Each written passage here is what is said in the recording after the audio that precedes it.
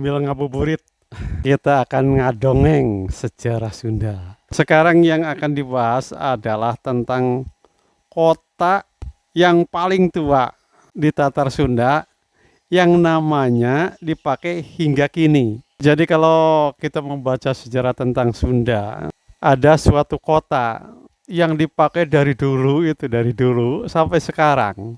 Digunakan namanya itu dari dulu sampai sekarang, jadi tidak berubah. Jadi kalau kemarin itu tentang Bekasi itu kan ada perubahan dari Candrabaga ke Bekasi gitu.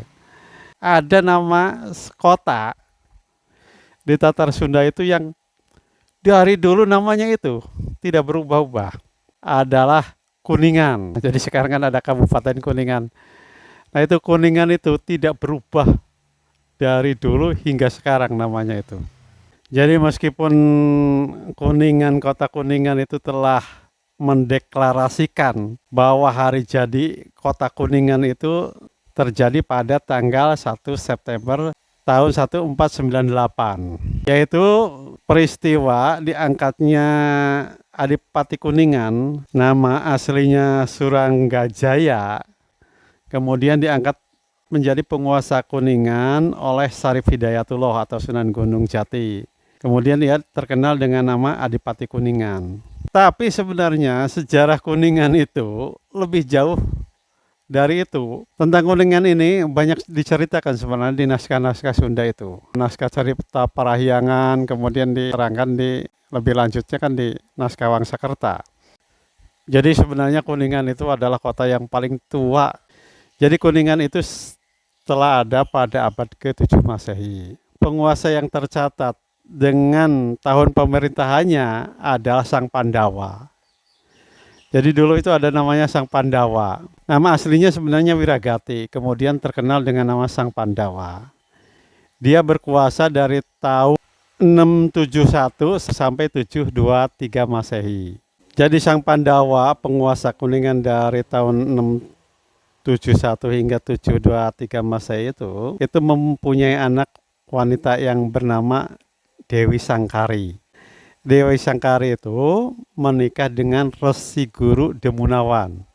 Nah, Resi Guru Demunawan itu adalah anak kedua dari Dangyang Guru Sempakwaja, penguasa Kabuyutan atau Kabataran di Galunggung. Jadi Sempakwaja itu punya anak dua. Yang pertama itu Prabu Purbasora, yang kedua itu Resi Guru Demunawan. Jika Prabu Purbasora itu menjadi raja kerajaan Galuh keempat, nah Resi Guru Demunawan itu menjadi Resi Guru, nanti jadi penguasa di Kuningan. Sempakwaja itu, penguasa Galunggung itu, merupakan putra pertama dari pendiri kerajaan Galuh, Sangoreti Kandayun. Jadi Sangoreti Kandayun itu punya anak tiga. Pertama itu Sempakwaja, kedua Jantaka, ketiga Mandi Minyak. Yang jadi raja Galuh kedua adalah putra bungsunya, Rahyang Mandi Minyak. Sedangkan Sempakwaja menjadi Dangyang Guru di Galunggung. Jadi Resi Guru Demunawan ini menikah dengan putri dari Sang Pandawa, Dewi Sangkari. Karena itu kemudian pada tahun 723 Masehi itu kekuasaan Kuningan kemudian diberikan kepada menantunya, yaitu Sang Demunawan. Sang Demunawan kemudian membangun istananya di Saunggala.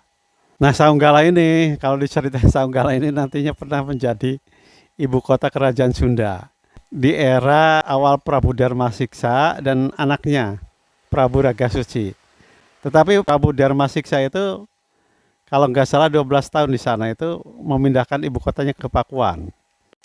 Jadi Kuningan itu telah menjadi pusat peradaban Sunda yang sangat penting. Karena setelah Galunggung, Kuningan itu Kuningan atau Saunggala nantinya itu menjadi pusat keagamaan nomor 1 di Tatar Sunda. Karena dia menerima tahta Galunggung dari ayahnya, menjadi penguasa di Kuningan dari mertuanya Sang Pandawa atau Wiragati. Si Guru Demunawan itu sangat terkenal sekali di Asia Tenggara waktu itu. Dia pengaruhnya itu sampai ke Kamboja. Ia terkenal dengan nama Rahyang Tangkuku, Sang Kuku, atau Sang Sewakarma. Ya, jadi namanya sangat hebat dalam peradaban Sunda. Hal ini diceritakan di naskah Carita Parahyangan. Demikian, Assalamualaikum warahmatullahi wabarakatuh.